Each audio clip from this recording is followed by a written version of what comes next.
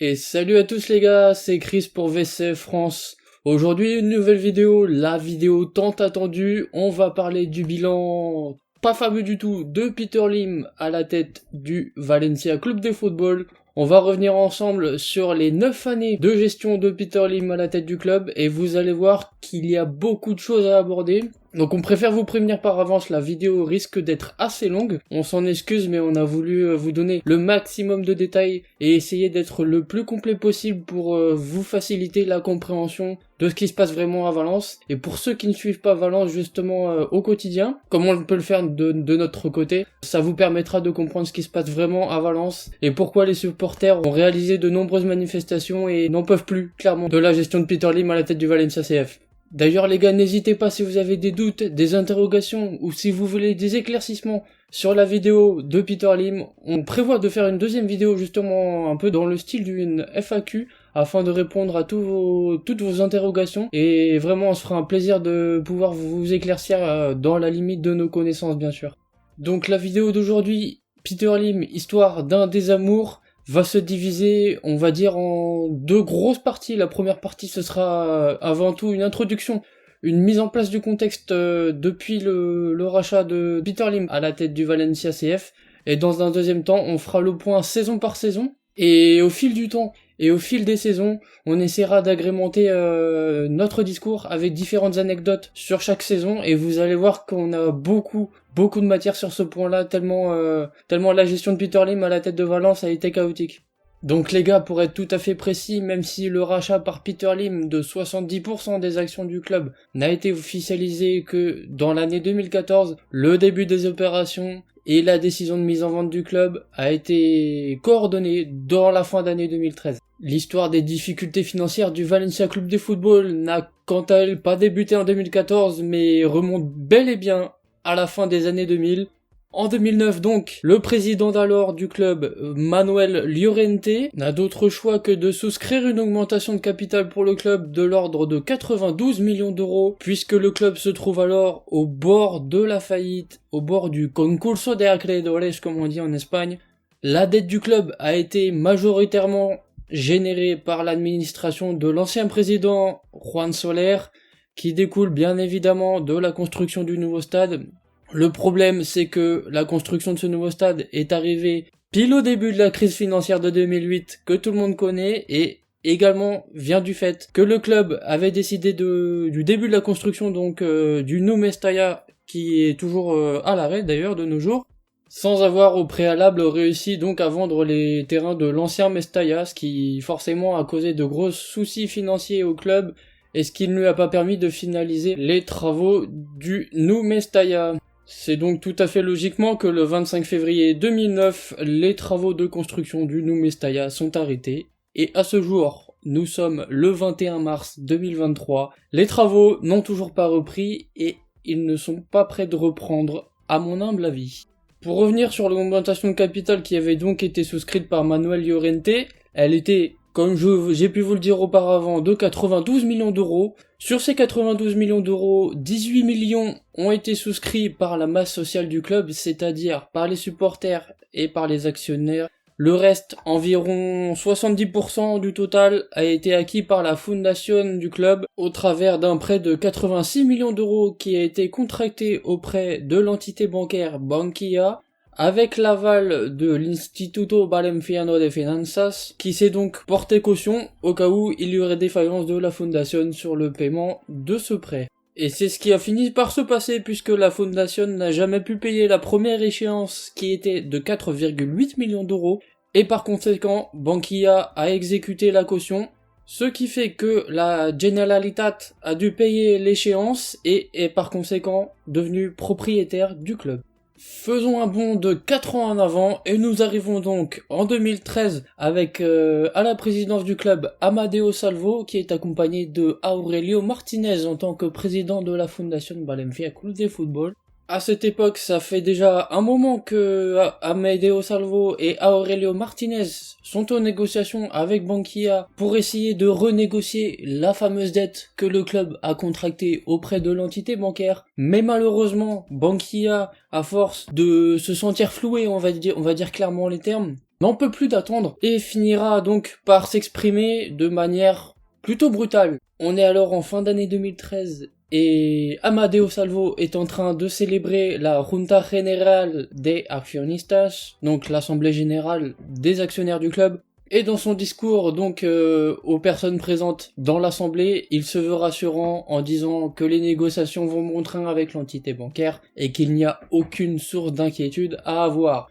Sauf que ce qu'il ne sait pas à ce moment-là, c'est que Bankia vient de prendre le total contre-pied à son discours, puisque l'entité bancaire vient d'émettre au même moment un communiqué cinglant réclamant une mise en place de solutions rapides pour procéder à la vente du club, car l'entité bancaire n'en peut plus des promesses non tenues, et elle commence à perdre patience vis-à-vis de la restructuration de la dette du club, qui met trop de temps à se concrétiser à son goût, et l'entité bancaire donc a fini par perdre patience vis-à-vis de la situation du club.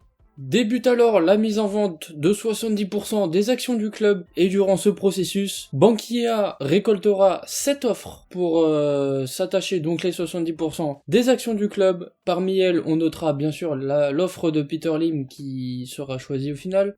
Il y aura également l'offre d'un fonds d'investissement américain qui sera rejeté car considéré comme pas assez crédible. Et il y a également l'offre de Wanda qui a par la suite choisi l'Atlético Madrid pour notamment financer la construction du nouveau stade, le Wanda Metropolitano, qui a depuis changé de nom et qui s'appelle maintenant le Civitas Metropolitano.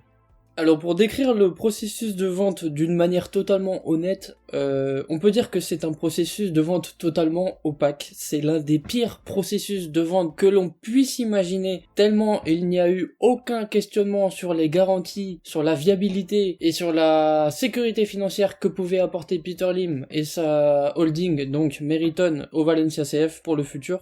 Aucune condition n'a été posée en cas de défaillance, aucune garantie juridique n'a été apportée donc au final en cas de problème. Et c'est ça qui est particulièrement choquant et particulièrement incompréhensible. Comment peut-on ne pas exiger à un acheteur d'une entreprise comme on pourrait l'exiger dans la vie réelle? Comment ne peut-on pas exiger à un acheteur qu'il pose des garanties dans le contrat de vente afin de se prévenir en fait de futures défaillances?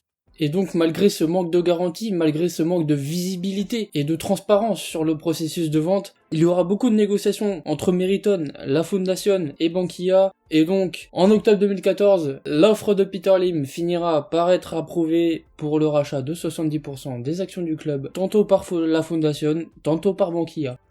Il est important de noter que parmi les 22 patronos, donc les 22 membres du jury, on va dire, de la Fundación, il y en a 3 qui ont démissionné de leur fonction durant le processus de vente, donc il n'était plus que 19 au final.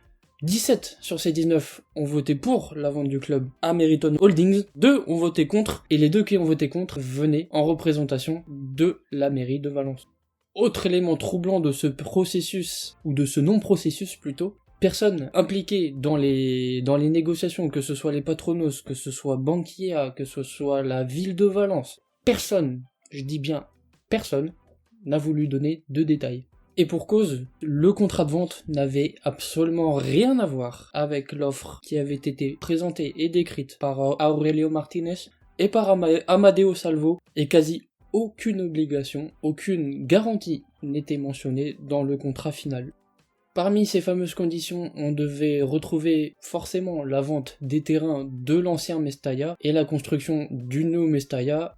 Lim devait également mettre 105 millions d'euros pour restructurer la dette, il devait mettre 100 millions d'euros pour le nouveau stade, et il devait également mettre 150 millions d'euros pour le rachat des anciens terrains de Mestalla s'il ne trouvait pas d'acheteur d'ici les 2 ans après le rachat, donc d'ici fin 2016. Bien évidemment, aucune de ces conditions n'a été reprise dans le contrat final signé par les 3 parties et seuls restaient entre guillemets les 100 millions de prêts pour les transferts, évidemment sans intérêt puisque sinon c'est pas drôle, pour d'éventuelles liquidités et pour finir le Nou Mestalla qui aujourd'hui, on le voit, a vraiment été terminé. Ce fameux Nou Mestalla qui devait être fini en 2019, on le rappelle encore une fois, une promesse non tenue, le stade devait être fini en 2019 pour le centenaire du club, et la preuve est qu'il n'est toujours pas fini et nous sommes en 2023. Le problème dans cette situation, encore une fois, c'est qu'il n'y avait aucune obligation légale qui était mentionnée dans le contrat de vente, et donc Peter Lim et toute sa clique ont pu jouer là-dessus en disant on est obligé à rien en sorte, puisque rien n'est mentionné dans le contrat. Contrat qui a lui-même été étudié de fond en comble par le collège d'avocats de Valence et qui a été logiquement déclaré totalement illégal puisque personne ne vend une entreprise, cela va sans dire, sans garantie pour se prévaloir d'une éventuelle défaillance ou en établissant d'éventuelles sanctions en cas de non-respect des promesses qui sont mentionnées dans le contrat, le problème étant qu'aucune promesse n'avait été mentionnée dans le contrat, donc la situation était un peu compliquée. Et la cerise sur le gâteau, si je puis dire, arrivera le 30 novembre 2014, soit très peu de temps après l'officialisation du rachat de Peter Lim. Le 30 novembre 2014, donc, Amedeo Salvo remet à Aurelio Martinez l'insigne Oro e Brillantes, donc une médaille en sorte pour féliciter Aurelio Martinez de sa bonne gestion durant le processus de vente. Et une fois qu'on connaît tous les détails de ce processus de vente, on est en droit de se dire, mais de qui se moque-t-il ? Et c'est donc sur ces belles paroles que se termine la première partie, la mise en place du contexte du rachat du Valencia CF par Peter Lim en 2014. Et nous allons donc maintenant passer à la deuxième partie qui consiste à détailler saison par saison les différents événements, les différentes erreurs, les différentes anecdotes qui qualifient la gestion calamiteuse de Peter Lim depuis son arrivée à la tête du club, donc en 2014. Et pour sa première saison, Peter Lim décide de remplacer l'entraîneur qui était en place, Juan Antonio Pizzi, malgré un bon bilan sportif et une demi-finale d'Europa League. On se dit à ce moment-là que le projet commence plutôt bien, avec Amedeo Salvo donc à la présidence du club, Rufete en tant que directeur sportif, et Fabian Ayala au scouting. La structure est solide et va permettre au club d'aller chercher une qualification en Ligue des Champions avec la victoire sur le terrain d'Almeria avec un but du fameux Paco Alcácer. Mais malheureusement, et comme ce sera souvent le cas avec Valence dans les années qui vont venir, le projet ne tiendra pas très longtemps et il ne durera seulement qu'un an. Nuno prendra de plus en plus de pouvoir sur la gestion sportive du club. Peter Lim lui confiera les rênes, on va dire, aveuglément, en faisant également confiance à sa relation de toujours, son ami, Jorge Mendes, qui prendra au fil du temps également de plus en plus de place dans la gestion sportive du club, en faisant passer ses intérêts économiques avant ceux du club. Et justement, les premiers recrutements orchestrés par Jorge Mendes ont soulevé de nombreuses questions, puisque le recrutement d'André Gomes et de Rodrigo a été questionné du fait d'éventuelles commissions qui auraient été perçues par Jorge Mendes et qui auraient été également rétro-attribuées à Peter Lim. Ce n'est que le début des histoires plutôt opaques qui ont eu lieu entre Jorge Mendes et Meriton Holdings, à savoir Peter Lim. Et également le deuxième point à soulever sur cette première saison, c'était le licenciement de Juan Antonio Pizzi évidemment, qui sortait d'une bonne saison et qui a été remplacé malheureusement par l'ami du nouveau propriétaire, Nuno. On passe maintenant à la saison 2015-2016, donc deuxième saison de Peter Lim à la tête du Valencia CF, et la saison commence très très bien. C'est ironique bien sûr pour le club. En juillet 2015, Peter Lim décide, sans l'avis de personne, de recruter Rodrigo Caio, qui sera finalement pas recruté puisque un problème sera détecté lors de sa visite médicale. Et ce recrutement un peu dans l'ombre va déclencher la colère d'Amedeo Salvo et de Rufete qui vont démissionner durant le mois de juillet, laissant le club pour la première fois à la dérive, et ce ne sera malheureusement pas la dernière fois, comme on pourra le voir par la suite. Puisque lors de cette saison 2015-2016, 4 entraîneurs vont se succéder, Nuno restera de juillet à novembre, Voro assurera l'intérim du 30 novembre au 5 décembre, Gary Neville, le fameux, arrivera le 6 décembre pour être licencié le 30 mars 2016, Gary Neville, assurément plus fort en consultant qu'en coach, il a même reconnu lui-même qu'il avait honte de son passage à Valence, car il n'y connaissait strictement rien, et on se souviendra du passage de Gary Neville, surtout pour la claque reçue en Copa del Rey par le Barça, 7-0. Pour finir la saison, Valence sera coaché à partir du 30 mars et donc jusqu'à la fin de la saison par Paco Ayestaran. Paco Ayestaran, est-ce qu'on doit vraiment en parler ? Pour être tout à fait honnête, le bilan de cette deuxième saison de Peter Lim à la tête de Valence est plutôt mauvais. En Liga, le club finira à une triste 12e place. En Copa del Rey, c'est un peu mieux puisque le club ira jusqu'en demi-finale. En Ligue des Champions, le groupe de Valence composé du Zénith, de la Gantoise et de l'Olympique Lyonnais paraissait abordable, mais le club n'arrivera même pas à sortir de cette phase de groupe. Donc immense déception pour un club qui prétendait retrouver les hauteurs, on va dire, du football européen. Et en Europa League, ce ne sera guère mieux puisque le club sera éliminé en 16e de finale par l'Athletic Bilbao. Pour les erreurs ou les anecdotes, comme vous voulez, à relever sur cette deuxième saison, donc 2015-2016, on a d'abord le recrutement de Joao Cancelo, non pas sur le plan sportif, puisque Cancelo rendra de très bons services à Valence tout au long de son étape, mais le problème vient du montant dépensé pour son transfert, qui a été jugé par beaucoup comme largement surestimé. On a ensuite donc le recrutement de Rodrigo Caio qui a précipité le départ d'Amedeo Salvo et de Rufete. Rodrigo Caio qui est une pétition express de Nuno et de Peter Lim, comme quoi le copinage ne fait pas toujours de bons retours. Nous avons ensuite le grand, le magnifique Aderlan Santos qui nous a gratifié tout au long de son passage à Valence de gestes toujours plus improbables et d'un niveau cataclysmique. Pour continuer dans le cataclysmique, on a deux légendes, Aymen Abdenour et Guillermo Siqueira. Guillermo Siqueira qui a réussi l'exploit, et je l'en félicite, d'être recruté par Valence alors qu'il était blessé. Encore une preuve magnifique de lucidité de Peter Lim.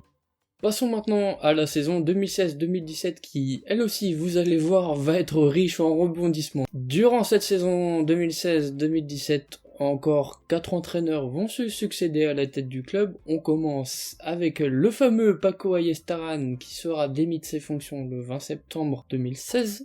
Voro viendra encore une fois jouer les pompiers pendant une petite semaine jusqu'au 28 septembre. Il sera ensuite remplacé par Cesare Prandelli, le fameux, qui nous gratifiera de son magnifique Fuori en conférence de presse et qui quittera ses fonctions le 30 décembre. Et ensuite, Voro rendra une nouvelle fois service jusqu'à la fin de la saison durant laquelle Valence finira à une nouvelle fois une triste 12e place. En Copa, le club ne passera pas les 16e de finale avec une magnifique défaite contre le Celta Vigo 4-1 à Mestalla. Et à noter, au rayon des départs, encore une fois, une gestion magnifique de Peter Lim avec le départ de Paco Alcácer, d'André Gomes, de la Bomba Negredo, de Rodrigo de Paul et de Shkodran Mustafi, pour ne citer que, pour un montant total de 112 millions d'euros. Et du côté d'arrivée, vous me direz, ne t'inquiète pas Chris, Valence va recruter du lourd et Valence va mettre les moyens. Pas du tout, puisque Valence va recruter pour seulement 30 millions d'euros. Et Valence va donc enregistrer, ou bien Peter Lim plutôt, disons-le, va enregistrer un bénéfice net de 82 millions d'euros. Du côté de la direction, on notera certains efforts, néanmoins, qui ont été entrepris par Leijun et par Peter Lim, puisque la direction sportive éphémère, qui était constituée par Ramon Alexanco et par Vicente Rodriguez, a conduit à l'arrivée de Matteo Alemany en mars 2017. Alemany qui recrutera ensuite Marcelino et Pablo Longoria, l'actuel président de l'Olympique de Marseille, pour former une structure sportive retrouvée et qui permettra à Valence, sur les années suivantes, de redorer son blason en quelque sorte. Du côté du président, justement, Leijun démissionnera le 10 avril 2017 et sera remplacé par le magnifique, l'innommable, le plus grand personnage des dernières années à Valence. Je parle bien sûr d'Anil Moursi. Et enfin, du côté des anecdotes, des erreurs de casting pour cette saison 2016-2017, on commence avec Jaume Orti, donc ancien président de Valence, qui devait arriver au club, tout était bouclé, mais à la dernière minute, le club a dit, en fait non. En profitant donc pour humilier l'ancien président du club, le club en a ensuite profité pour se rapprocher de ses supporters en expulsant la Courva Nord. Et comme avec Meriton, le mot d'ordre, c'est « exprimez-vous », eh bien, le premier qui critique le club se fait virer. Ce sera le cas de Mario Kempes, malgré le statut de légende qu'il a eu. Ce sera le cas également de volontaires à Mestalla qui ont osé critiquer la gestion du club. Et on notera enfin la gestion calamiteuse des transferts d'Enzo Pérez et de Diego Alves qui ont été relativement, voire très mal négociés puisqu'ils ont été réalisés avec une marge nette qu'on qualifiera d'indécente. On passe maintenant à la saison 2017-2018 qui sera une saison relativement peu animée sur le terrain des anecdotes, mais on va en parler tout de même. En Liga, le club réussira enfin à accrocher une place en Ligue des Champions en finissant 4ème avec le dernier match remporté à domicile face au Deportivo La Corogne, que l'on souhaite revoir très vite au plus haut niveau. On profite pour leur glisser un petit mot de soutien au travers de cette vidéo. En demi-finale de Copa del Rey, le club s'inclinera face au Barça. Et au niveau des erreurs et des anecdotes, je suis sûr que vous allez apprécier les magnifiques sorties de notre cher président Anil Mursi, qui qualifiera les supporters du club de faux supporters en novembre et qui ira jusqu'à interdire la presse à la Junta General d'Accionistas, donc à l'Assemblée Générale des actionnaires du club. Et on peut donc également noter le fameux coup de poker, si on peut appeler ça comme ça, la fameuse magnifique gestion du transfert de Negredo, la Bomba, qui avait été annoncée quelques années auparavant comme le transfert étoile du club. La Bomba qui a été vendue donc 2,5 millions d'euros alors que sa valeur de marché était estimée à 7,5 millions d'euros. Comme quoi, la gestion d'entreprise par Peter Lim, c'est tout un concept. Après cette petite saison 2017-2018, nous arrivons donc à une saison importante et riche en rebondissements, elle également, la saison 2018-2019, saison qui verra le centenaire du club en 2019, le club fondé, on le rappelle, le 18 mars 1919 pour ceux qui ne le sauraient pas. Durant cette saison 2018-2019, donc, le club réussira une nouvelle fois à accrocher la Ligue des Champions, en finissant à la 4ème place avec une belle victoire face à Valladolid où Peter Lim sera présent. C'est d'ailleurs une des rares fois où on le verra par la suite. En Copa del Rey, le club ira jusqu'à la victoire finale face au Barça, 2-1 avec des buts de Rodrigo et de Kevin Gamero. En Ligue des Champions, le club ne passera pas à la phase de groupe, mais cette fois-ci, on peut lui trouver une excuse, si on peut dire ça comme ça, puisque le groupe était composé de la Juventus, de Manchester United et des Young Boys de Berne. Le club est donc reversé en Europa League et effectuera un beau parcours puisqu'il ira jusqu'en demi-finale face à Arsenal. Et à ce moment-là, on se dit que Valence a retrouvé ses lettres de noblesse, que tout va bien, mais malheureusement, quand tout va bien, Peter Lim apparaît pour détériorer la situation et vous allez voir que il va pas faire dans la dentelle. On verra ça donc pour la saison 2019-2020. En attendant la saison 2019-2020, on va retenir quelques anecdotes donc c'est sur cette saison 2018-2019. Tout d'abord, Anil Mursi, le fameux, toujours lui, qui gratifie une nouvelle fois le public de ses sorties ubuesques. Il qualifie les supporters de Valence qui ne sont pas de la capitale, donc de Valence même, de faux supporters. Il expulse les plus de 25 ans de la Curva Nord. Et enfin, il participe au recrutement d'Eliakim Mangala, qui, on l'apprendra plus tard, est arrivé blessé, souffrant d'une blessure chronique. Et comme on l'a dit auparavant, on aborde maintenant la saison 2019-2020. On se dit que tout va bien, mais c'est seulement une apparence, puisque Peter Lim a décidé de faire un caprice. Et le 11 septembre 2019, il décide de licencier Marcelino. Alors pourquoi me direz-vous, ça semble incompréhensible puisque Marcelino vient de gagner la Copa del Rey et qu'il vient d'accrocher une 4ème place synonyme de qualification en Ligue des Champions. Le problème, et c'est selon les échos qui ont pu émaner du club, Peter Lim aurait demandé à Marcelino et tout le staff technique de Valence de ne pas aller loin en Copa del Rey pour privilégier la qualification en Ligue des Champions. Le problème, c'est que Marcelino a réussi à conjuguer les deux en remportant la Copa del Rey et en assurant la qualification en Ligue des Champions. Mais Peter Lim n'aime pas qu'on lui désobéisse et il a donc décidé de virer Marcelino car celui-ci n'avait pas envie de se soumettre. Logiquement, cette décision va provoquer le chaos dans le vestiaire, va susciter la logique incompréhension parmi les joueurs et va tendre un climat qui jusque-là était plutôt positif suite à la victoire en Copa del Rey et suite à la qualification du club en Ligue des Champions. Mais le problème c'est que Marcelino ne sera pas le seul à être limogé par Peter Lim, puisque quelques semaines plus tard ce sera le tour de Pablo Longoria qui lui aussi avait été apparemment critique auprès de la direction, et quelques temps plus tard il sera rejoint dans son triste sort par Matteo Alemany. Matteo Alemany, on le rappelle, qui avait participé donc à la mise en place de toute cette structure sportive qui venait de porter ses fruits. Le projet était en train de mûrir, le projet était en train de bien se dérouler, tout allait bien du côté de Valence. Et on comprend vraiment pas pourquoi, à ce moment-là en tout cas, et même de nos jours, on comprend pas pourquoi Peter Lim a décidé de tout casser juste pour un caprice d'enfant. C'est vraiment un caprice d'enfant, puisque il s'est dit, ok, vous voulez pas m'obéir, avec Anil Moursi et Peter Lim, il se dit que c'était également par jalousie par rapport à la réussite qu'avaient réussi à s'attirer donc Marcelino et Matteo Alemany. Peter Lim étant jaloux ainsi qu'Anil Moursi, ils ont décidé de procéder au licenciement tout d'abord de Marcelino, et voyant ensuite que Matteo Alemany et Pablo Longoria soutenaient ces deux derniers, ils ont également fait les frais du caprice de Peter Lim et d'Anil Moursi. Le projet qui avait mis du temps à se construire, qui était devenu un beau projet, est totalement détruit, et c'est donc le fameux, l'énergumène, pour être tout à fait gentil, Anil Moursi qui prend le contrôle de la direction sportive, accompagné de Jorge Lopez, et vous allez voir qu'au cours de la saison 2019-2020, mal va être donné à Peter Lim suite à cette décision, car le club va retomber dans ses travers.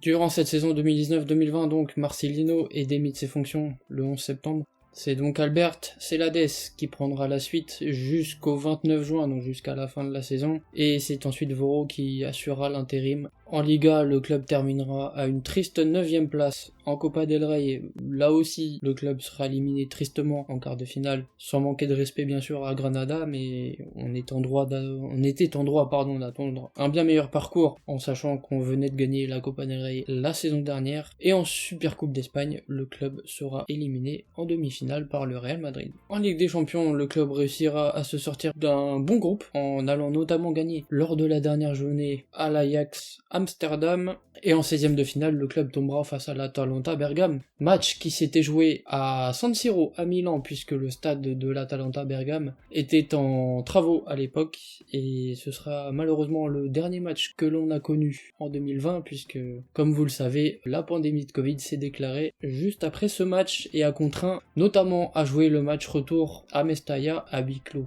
Au niveau de la structure sportive, donc en janvier 2020, César Sanchez, ancien gardien du club, était arrivé en tant que directeur du football et Corona était arrivé en tant que scout. Malheureusement, l'expérience de César Sanchez prendra fin assez rapidement, puisqu'en juin 2020, César Sanchez avait conforté Albert Celades au poste d'entraîneur, mais quelques temps après, si ce n'est très peu de temps après, Peter Lim a encore fait des siennes en virant purement et simplement Albert Celades, et en provoquant donc la démission de César Sanchez qui s'est senti logiquement floué. Corona assumera un temps le rôle de César Sanchez et c'est ensuite Anil Moursi, encore lui, qui récupérera les rênes et qui remettra le club doucement mais sûrement à la dérive. Au niveau des erreurs de casting et des anecdotes, pour cette saison 2019-2020, on notera l'interdiction des pancartes à Mestalla qui était trop critique envers la direction du club. On a une nouvelle fois un manque de respect criant envers une ancienne gloire du club, à savoir Santiago Canizales, qui avait prévu d'organiser un événement caritatif à Mestalla, mais le club a purement et simplement refusé, et donc cet événement caritatif a été organisé avec le Real Madrid. Ensuite, nous avons encore le fameux Anil Moursi qui, lors d'un match à Mestalla et face à des protestations qu'il jugeait trop brillantes du public, a purement et simplement dit à Mestalla de se taire, en faisant le fameux signe de la bouche. Quelques temps plus tard, on le verra apparaître avec un couteau de cuisine dans la main, plantant un gâteau à l'effigie du club. Et dernier manque de respect, et pas des moindres, pour cette saison 2019-2020, Bernardo Espagneta, légende du club, légende vivante, l'intendant du club, le petit bonhomme, comme on le surnomme, qui faisait tout au club et qui était adoré des joueurs et des supporters, Bernardo Espagneta, qui a donc été enterré à Valence, et personne du club, personne n'a assisté à son enterrement. C'est un manque de respect inimaginable. Après cette belle saison 2019-2020, riche en anecdotes comme vous avez pu le voir, nous abordons maintenant la saison 2020-2021. Et pour une fois, on notera une relative stabilité au poste d'entraîneur puisque Javi Gracia prendra les rênes du club en début de saison et il restera à la tête de l'équipe jusqu'au 3 mai, date à laquelle Voro viendra éteindre une nouvelle fois l'incendie en jouant les pompiers. Le club finira à une bien triste 13ème place, mais le problème est que ça aurait pu être largement pire, puisque Valence termine à seulement 9 points du 18ème avec une belle série de victoires lors des derniers matchs. Concernant la Copa del Rey, Valence s'inclinera en 16ème de finale face au FC Séville. Au niveau des transferts, on notera une nouvelle fois une gestion calamiteuse de Peter Lim, puisque le club perdra Ferran Torres, Francisco Klein, Dani Parejo, Rodrigo et Kondogbia. Coquelin et Parejo partant chez l'ennemi Villarreal pour une somme qu'on ne peut même pas qualifier de dérisoire tellement elle est ridicule. Une nouvelle preuve de l'incompétence de Peter Lim et de sa méconnaissance totale de la gestion du football. Parmi les anecdotes donc de cette saison 2020-2021, on notera Kim Lim, donc la fille du propriétaire, qui qualifiera les supporters de Valence de racistes. On notera également le limogeage de Paco Camarasa, qui était délégué du club depuis un certain nombre d'années, et qui a été licencié comme un malpropre sans même justification. Notre ami Anil Moursi, qui semble-t-il avait perdu ses cojones, a décidé de contracter les services d'un garde armé. Oui, vous avez bien entendu, ce n'est pas une blague, un garde armé. On notera également que l'Agrupación de Peñas Valencianistes, présidée par Fede Sagreras, aura été expulsée de son local qu'elle occupait depuis une vingtaine d'années à Mestalla, à la suite d'un communiqué qui avait été expressément demandé par les Peñas composant l'Agrupación afin de se positionner plus fermement face à la politique désastreuse qui était menée par Peter Lim. Suite à cela, le club n'a pas aimé le positionnement de l'Agrupación, lui a fait savoir et l'a purement et simplement expulsé de son local. Et enfin, pour faire face aux nombreux transferts qui ont été effectués, on se dit que le club a réussi à recruter des remplaçants. Eh bien figurez-vous que non, puisque la modique somme de 0 transfert a été effectuée pour remplacer des joueurs tels que Coquelin et Palero. Comme quoi, le projet de Valence, ce n'est pas Dream Bigger, c'est Dream pas du tout. Et pour finir ce détail saison par saison, on termine par une des meilleures, à mon avis, dans le comportement de notre cher Anil Moursi, puisque Super Déporté fera filtrer des audios dans lesquels on entend notamment que le président Anil Moursi avait menacé Carlos Soler en lui disant « Si tu pars gratuit en janvier, je te tue dans la presse, à savoir je descends ta réputation publiquement ». Il a également déclaré que Peter Lim ne connaissait rien au foot et que c'était un vieux sénile.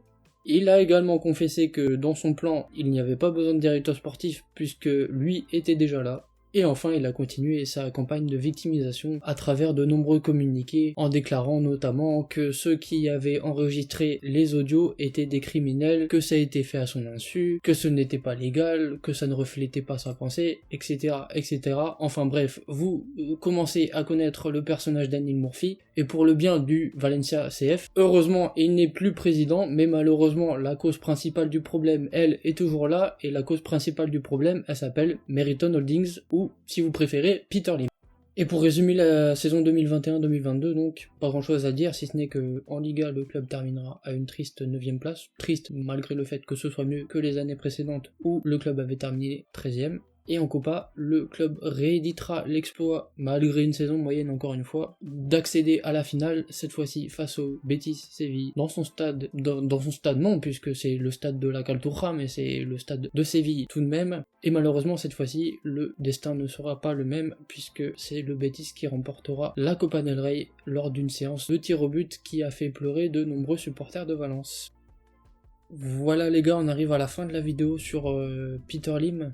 Histoire d'un désamour, on a essayé dans un premier temps, comme je vous l'ai dit, de vous présenter le contexte de la manière la plus claire possible. On a essayé vraiment de donner le plus de détails possible, mais comme vous le saurez et comme ça vous paraîtra logique, on peut pas donner tous les détails puisque sinon la vidéo ferait environ 4 heures, donc c'était impossible. Pour nous, on a voulu faire quelque chose de concis tout en vous donnant un maximum de détails, et j'espère que la vidéo vous plaira puisqu'elle est attendue depuis très longtemps et que de notre côté, je vais pas vous le cacher, elle a nécessité énormément de recherche. Donc je remercie dans un premier temps Anne qui m'accompagne sur le projet YouTube et qui m'aide notamment sur les vidéos scouting et qui est là en soutien sur le montage, sur les voix off des autres vidéos, donc vous pouvez la remercier en commentaire parce qu'elle fait du super travail.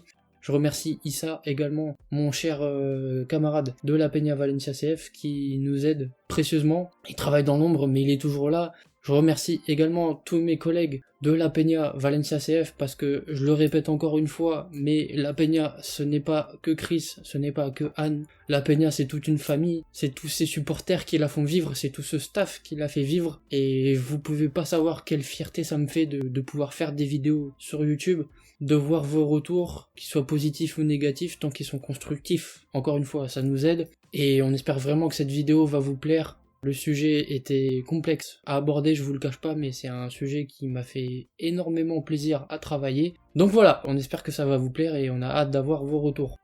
Au niveau des sources, si vous cherchez à en savoir plus sur les différentes anecdotes qu'on a pu vous raconter, je vous recommande d'aller lire le très bon document qui avait été édité par l'association Libertad VCF qui s'appelle Les 101 mensonges de Meriton au Valencia CF. Je vous mettrai le lien du PDF dans la description. Du PDF plutôt, c'est un document rare. Donc il y a 3 documents PDF qui sont disponibles, si je dis pas de bêtises, en espagnol, en valencien et en anglais. Je vous rappelle également que si vous avez des interrogations, si vous avez des doutes, si vous voulez qu'on vous éclaircisse sur certains points, on se fera un plaisir de le faire. Pour ça, vous pouvez nous laisser un commentaire dans l'espace dédié sous cette vidéo, et on fera une vidéo FAQ très prochainement qui est liée à cette vidéo sur Peter Lim, dans laquelle on essaiera de répondre de manière plus précise, plus détaillée à vos interrogations. Et pour finir, n'hésitez surtout pas à liker, à partager, à commenter cette vidéo. Vous connaissez comment fonctionne le référencement sur YouTube.